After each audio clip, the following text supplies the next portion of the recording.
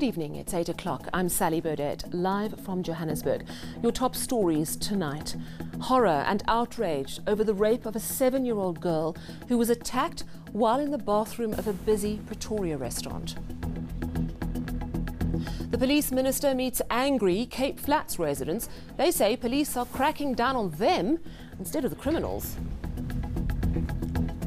And we go to Xolobeni in the Eastern Cape, where a fight over mining is tearing the community apart. And a visit this past weekend from the Mineral Resources Minister doesn't seem to have helped at all. And just a week before that important jobs summit, Sally, we're still losing jobs in the formal sector. Details coming up. Thank you.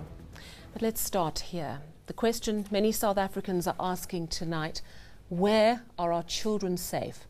Not even in a busy restaurant, it seems. Now, over this past weekend, a 7-year-old girl was raped in the bathroom of the Silverton Dross restaurant. The National Prosecuting Authority plans to oppose bail for a 20-year-old man accused of the crime. He's in police custody and will appear in court on Tuesday next week. The accused first appeared yesterday after being arrested over the weekend. He's been charged with rape, drug possession and assault with intent to do grievous bodily harm. Erin Bates has the details. Police spokesperson Colonel Lungelo Dlamini has refused comment to eNCA on the child rape which occurred at the Dross in Silverton, Pretoria on Saturday late afternoon to early evening. He says the case is now under investigation, and that Dross is just a little over a kilometre from the police station here in Silverton. eNCA has spoken to a patron who witnessed the accused being assaulted by a mob of men, and says the accused was naked at the time. He was later seen by the same patron in trousers being taken away by police. And eNCA understands that the accused, a 20-year-old white man who here has black hair, was kept in police custody until his first appearance in court on Tuesday morning, when he was charged with rape, assault with intent to do grievous bodily harm and drug possession. He has not yet pleaded, and I was not at court, hence no mention of the accused's name as yet. His next court appearance is on the 2nd of October, that's next week Tuesday, and he remains in police custody until then. We understand that the investigations are ongoing, and the NPA's provincial spokesperson in Gauteng has encouraged anyone with information relevant to this case to either contact the NPA and ask for the state prosecutor, or to contact the police at Silverton Police Station. Erin Bates, Pretoria. Moving to Cape Town now, Police Minister Bheki Cele has promised to work with Cape Flats communities to fight crime. This after angry anti-crime protests from residents this week. The minister has now visited Bonteheuwel. As Atiam Tungana reports, emotions ran high today during the meeting. Police Minister Bheki Cele arriving in Bonteheuwel following violent clashes between the police and some protesting residents. Some of these residents were part of a shutdown that took place in several communities, calling for an end to gang violence, unemployment, crime and poverty. When you make a call to 10111, you are lucky to get through. When you report the crime, you are lucky if they come within 1 hour. The swift response from police during the various pickets came under the spotlight. I'll be touching the IPH people to come. But one thing that we have agreed to do with especially with the committee that organized shutdown, is to put that on the table, because we want to hear also their suggestions. How do they think these matters must be handled? Residents also questioned police visibility during protests. They say they need to see more officers fighting crime in their communities. The POP is a group of people that we move. It could be national level. Where there is a problem, we move them there. We agree that we have units that deal with the matters, and POP, they have that when people they are having their march. Cele is expected to return with the National Police Commissioner next week ahead of an imbizo that's also in the cards. Atiam Tungana, Cape Town. Mama Winnie Madikizela Mandela would have been 82 years old today. The neglect of her house in Brandfort in the Free State has been a sore point for years. While money has been set aside in the past, it was mismanaged. But now the Department of Arts and Culture plans to ask Treasury for more money to finish the renovations. Deputy Minister Bheki Cele visited the site today. We have appointed a project planner by the name of Rasimati. It's a local company. Then they were expected then to appoint contractors. And then the process went on, and then the closing date for that process is about a month ago, of which they have identified 2 construction companies. But unfortunately, the budget or the requirement from those 2 construction companies, it was very high compared with what we have budgeted for. Hence, then, it means that we'll have to go back to National Treasury to make sure that we ask for more funds. The ANC in KwaZulu-Natal has appointed a task team to act on the Morani Commission report. Now, the commission, set up to probe political killings in the province, found that power and greed were the main reasons for the assassinations. The ANC in the province says its task team will decide if members should account, and an action plan with clear timelines is to be established. The task team that we've set up and the work that must be done in government, when the Premier briefed the ANC leadership after he has released the report, part of what we asked the Premier to do was to mandate the provincial treasurer to reflect on what is it that needs to be done to tighten the current system of procurement in the province. Are there weaknesses in the system? If there are weaknesses, to what extent? Is there room to tighten them? What interventions are required? But on the other hand, we believe that it is not only about weaker systems. It's also about the level of consciousness for those who are charged with the responsibility to manage the system. Kese Naya, the businessman who calls President Cyril Ramaphosa the K-word in a video clip posted on Facebook, has apologized to the president. Naya was arrested last Wednesday and appeared in the Verulam Magistrates Court today. He faces charges of criminal injury and incitement. Now, his family says he's physically and mentally unwell.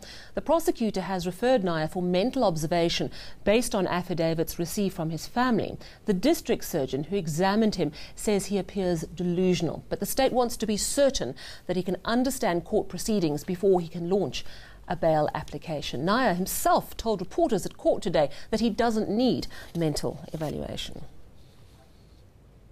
Still ahead on eNews, we'll get international news view. Scores of Russians take to the streets to protest pension reforms. And of course, money news with Devon. Yes, indeed. We take a look at those job numbers as promised coming up.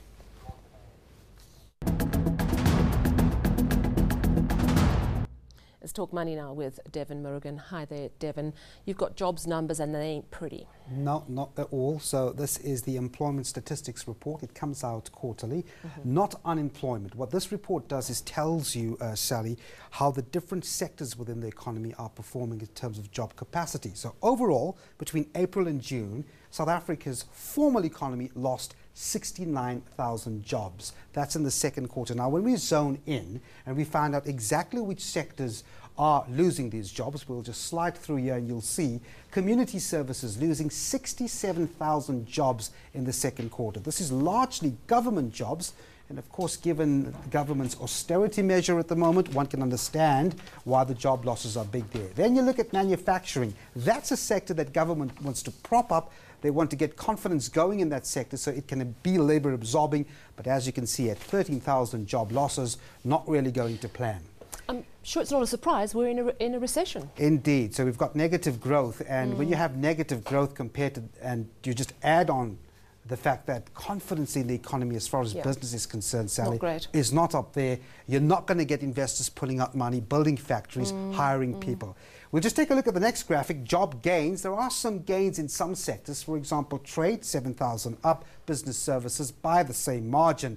This is just too little to dent that unemployment rate. It doesn't offset the jobs that were lost, Sally. Let's hope there's some better news coming from the markets. From the rand, yes, but let's start off with the local market. If you look at the JSE very quickly, you'll see that it's 0.5% down, so not good news there. Industrials, which incorporate your retails and so forth, also pretty much in the flat. Miners were a big drag this afternoon on the all share. Let's turn our attention to commodity shares. We'll take a look very quickly to see what that says. Gold minus 3.2% down, not optimistic there. Platinum miners doing a little bit better, 2.5% up, but overall miners bringing the market down. Let's take a look at your commodity prices, because that's where you'll find that oil price. Remember, that's directly related to the petrol price, $81.60 a barrel. So if that goes on in that fashion, you can expect hikes to be quite severe if the rand weakens. But when we take a look at the rand this evening, we see, in fact, that the rand has been strengthening against the US dollar. Look at that. Yesterday, 14.35, 14 rand 15 cents to get yourself a greenback this afternoon, 16.64 for a euro. And Sally, if you're heading off to London and booking a hotel Thankfully room, not. 18 rand 67 cents to get yourself a sterling. Thank you so much, Devin Murugan. Let's take a look at international news now. And protests have flared up around Russia in response to the Russian parliament passing the pension reform bill. Now, this increases the retirement age in the country by 5 years. Men will now retire at the age of 65, women at the age of 60. Now, many say with the low life expectancy in Russia, most people will not be able to receive state pensions. Hundreds of people have been displaced after flames engulfed the wooded hills in Italy's central Tuscany region. Now, the blaze started late last night, believed to have been deliberately started. Over 700 people were told to leave their homes. Schools and the local airport have been closed.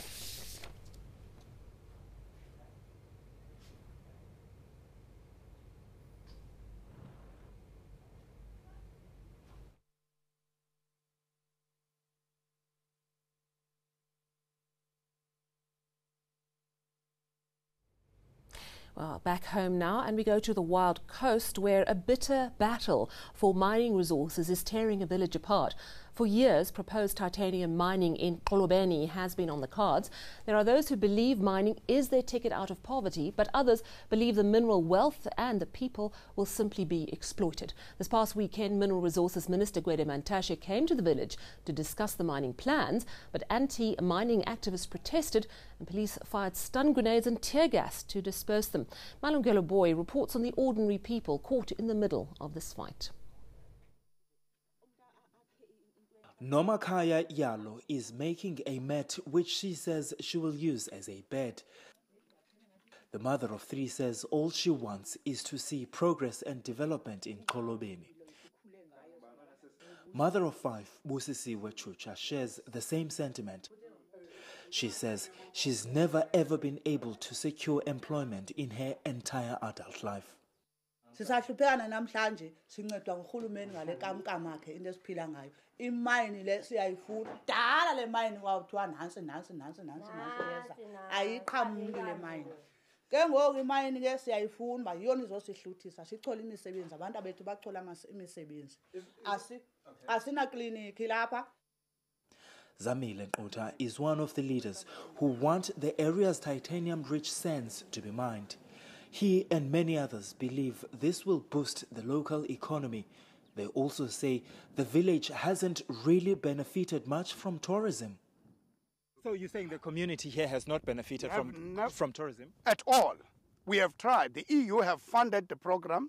He employed WWF and wildlife and also Pondo Crop to facilitate the tourism in this area. But as you see, there is no tourism that is moving in this area. And mining, is it the solution? Mining, it will be a catalyst. But Mabude Danga is in the other camp. He doesn't want the sight of miners in his village. The Amadiba Crisis Committee, which has been spearheading the strong opposition to the mining in the area, says it can't give up the land of their forefathers to mining interests. We have everything we need. We have land. We have the project that we want to continue work on it, like tourism, agriculture. Those are the things that can be benefit to the people, also that stay forever, doesn't take for 1 year or 2 years. While a moratorium remains in place for now, divisions over the mining have also meant that villagers who would help bury each other no longer do so. Still ahead on eNews, we've got all your weather. We've got Candace standing by in Cape Town. And then the Fresh Prince bungee jumps over the Grand Canyon. Find out why.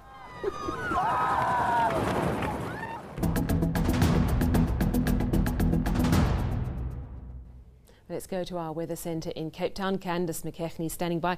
Hi there, Candace. You know, here in Johannesburg, it feels like we've skipped right past spring, straight into summer. And it feels like we're still lingering in winter.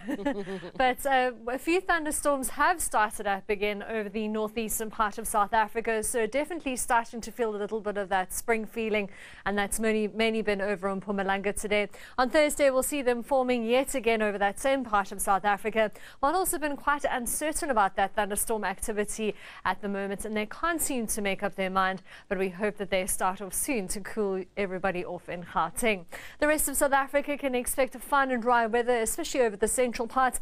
And of course, we're expecting yet another cold front in the Western Cape. 2 weak cold fronts moving in on Thursday, bringing in the chance of rainfall with it. The Northern Cape remains dry, though hot, especially over the eastern part of the province, 32 for Uppington and Kimberley. And we're expecting a bit of cloud into Calvinia at 24. Light rain is forecast for Cape Town and Langebaan with a high of around 20. We'll see warm weather as we head towards Beaufort West and Oudtshoorn, with a mild forecast as we head towards the coast. Mostly clear and hot for much of the Eastern Cape. A maximum temperature of 25 for Port Alfred and East London, just shy of 30 in Umtata. Partly cloudy at 25 for Durban. Still sizzling hot over the northwestern part of KwaZulu-Natal with the possibility of thundershowers, and thundershowers also possible from Emakazeni all the way through to Mkondo. Bonteheuwel topping 33 degrees. Partly cloudy and hot as we head over the western part of Mpumalanga. You'll see a bit of cloud for Limpopo with another hot day. A sizzling hot afternoon for Lephalale at 37. Hot weather continues for northwest with partly cloudy and dry weather, 35 as we head towards Mahikeng. In the Free State, we're expecting a high of around 30 over the eastern part of the province, sunny at 31 for Bloemfontein. Partly cloudy and hot for Gauteng, 34 for Pretoria, with the rest of those highs at 32, with a very slight chance of thunderstorms on Thursday. That chance increases on Friday with thunderstorms all the way through to KZN. Light rain and cool weather remains for the Western Cape through Friday, but on Saturday we're expecting clearer conditions in the west, with thundershowers still in the forecast for Gauteng and some rain and cooler weather in the east. That's all from the Weather Centre for now. Have a great night. You too, Candace McKechnie there in Cape Town. And finally, Will Smith's 50th birthday celebration got turned upside down, quite literally. The Fresh Prince bungee jumped from a helicopter over the Grand Canyon. And if that wasn't dangerous enough, adding an extra element of danger, the helicopter is constantly moving. It sounds like huge fun. Smith, of course, was chilling out, maxing and relaxing, all cool. The moment was shared on his YouTube channel. Take a look.